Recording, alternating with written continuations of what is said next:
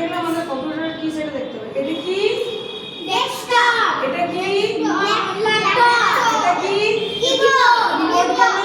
কারণ এখানে অনেক রকমের কি আছে। এটা কি মনিটর, এটা মাউস, এটা মাউস, এটা কি mouse pad, mouse pad. Mouse pad কি হয়? মাউসটা রেখে তারপরে এটা কি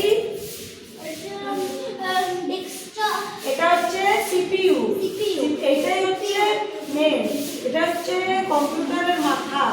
ঠিক আছে, আমাদের যেমন মাথার মধ্যে সব কিছু চলে, এটা কম্পিউটারে সব কিছু চলবে কিন্তু এই সিপিইউ তে, এটা কম্পিউটারের মাথা। ঠিক আছে, তাহলে আমরা কতগুলো জিনিস শিখলাম। ডেস্কটপ, ল্যাপটপ, কিবোর্ড, এটাকে মনিটরও বলে। ঠিক আছে, এটা কি এটা মাউস, মাউস প্যাড, সিপিইউ। এরপর আমরা দেখবো এখানে কিবোর্ড। ঠিক আছে, এই দেখো এটা আমাদের এটা কিবোর্ড।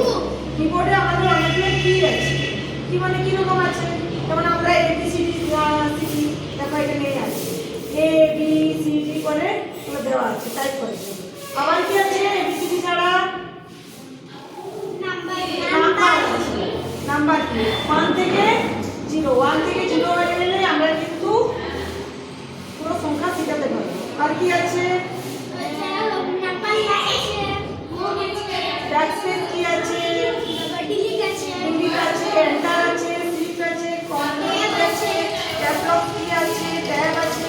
এই যে কিগুলো আছে না, এগুলো বিভিন্ন রকমের কাজ। আবার এখানে অ্যারো কি আছে, দেখেছো?